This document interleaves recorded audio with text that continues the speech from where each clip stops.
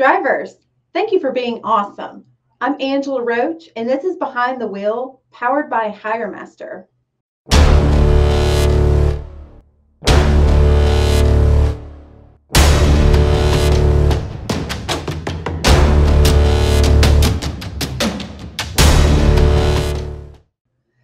Since the start of the pandemic in April 2020 and the loss of 78,800 jobs, the Bureau of Labor Statistics has received monthly reports of seasonally adjusted truck transportation jobs.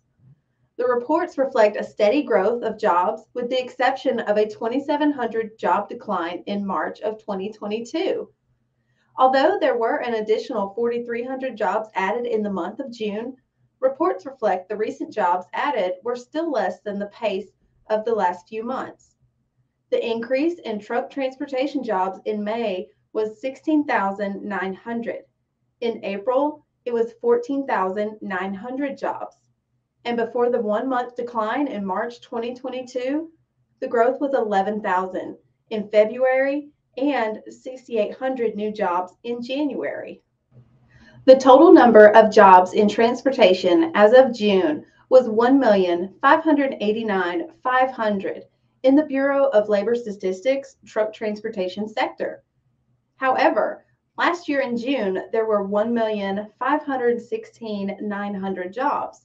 Although data collected from last year suggests the increase in total truck transportation jobs derived from local activity instead of long-haul trucking. Current data suggests otherwise. Data on specific sectors for April suggests the long-haul trucking category added an additional 20,000 jobs between April 2021 and April 2022. This is out of a total increase in truck transportation jobs of 62,700. Within this period, the less than truckload jobs increased by 10,400, and the category of specialized long-haul trucking climbed 11,000.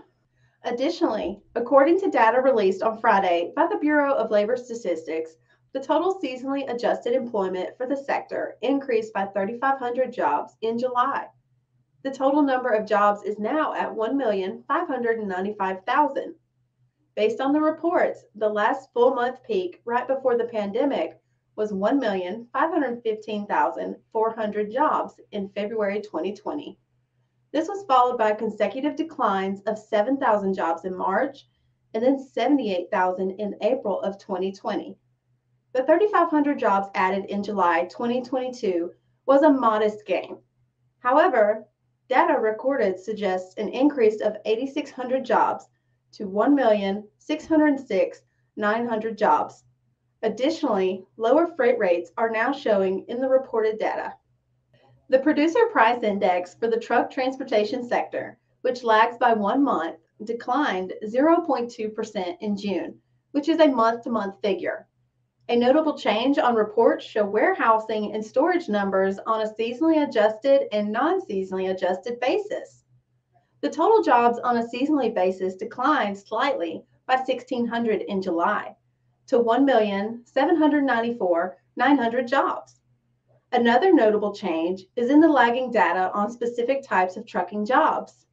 The category for long-haul truckload on a non-seasonally adjusted basis increased by 16,800 jobs in May and an additional 4,300 jobs in June.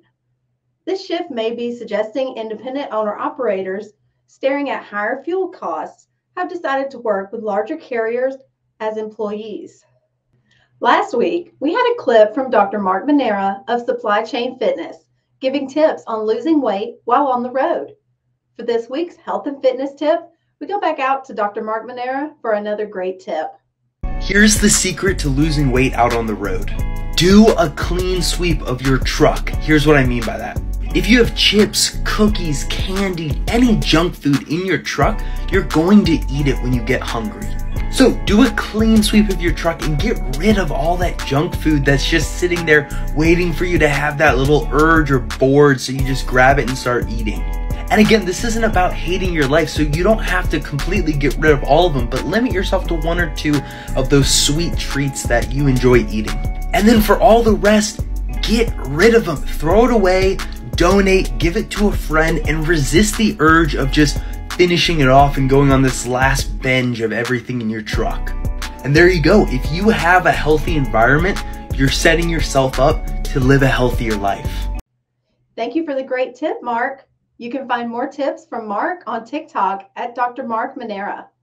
In the news this week, DAT, Freight and Analytics, and Convoy have been engaged in a legal feud since January in a dispute over a commercial relationship that seemingly went downhill as Convoy built what DAT alleges to be a competitive product to its flagship load board offering.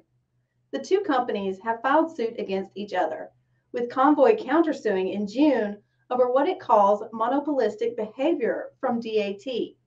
With DAT being the industry's largest load board, this legal case would have major implications in the spot truckload space. In the January lawsuit, DAT claimed, quote, Convoy could not have built its pricing algorithm or otherwise create a functional load board without using and misappropriating the proprietary data and trade secrets it was accessing for improper purposes on the DAT load board, end quote.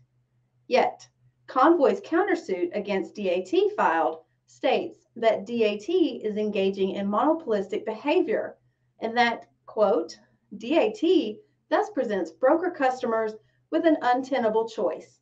Either agree not to compete with DAT under any circumstances or lose access to DAT's load board and to the carriers that use DAT to source leads, end quote. Depending on how these cases turn out, may have a significant impact on the load board space moving forward. In other news, trucking legend Buddy Moore passed away on July 25th at the age of 88 after dedicating more than half a century to the trucking industry. Buddy Moore Trucking is a family-owned trucking company based out of Birmingham, Alabama. Susan Kirkpatrick, Buddy's daughter, stated, quote, my brother Buck and I worked side by side with him for 22 years. He was a self-made man and a whiz with budgeting. To the day he died, he budgeted with a yellow legal pad and a number 2 pencil, end quote. For more than 40 years, Moore served Alabama Trucking Association in nearly every leadership position. He was granted the H. Chester Webb Award, Alabama's highest honor for the work he contributed to the trucking industry. In the beginning of his career, Moore spent the first 10 years as an owner-operator and always recognized the importance that truck drivers have. Moore is survived by his sons, Buck and Alan, and daughters Susan Kirkpatrick and Melissa Etheridge. In this week's Weather Watch, the heat advisories have finally come to an end, and much of the United States is starting to experience more rain and less heat. Areas such as the Midwest and Central Plains can expect to have temperatures reaching into the 80s and low 90s with limited heat advisories in these areas. Other places, such as the Pacific Northwest and Northeast, are experiencing cooler temperatures with lows in the 50s and highs in the 70s. In the Mississippi Valley up through the Northeast, heavy rain is expected much of the week, and more rain is expected in the Rockies as well. Make sure to check the local weather forecasts to be prepared for any weather while out on the road. And that's going to do it for Behind the Wheel. I'm Angela Roach. Be sure to follow us on LinkedIn and subscribe on YouTube to catch each episode and leave us a like and a comment. We'll see you next time on Behind the Wheel, powered by HireMaster.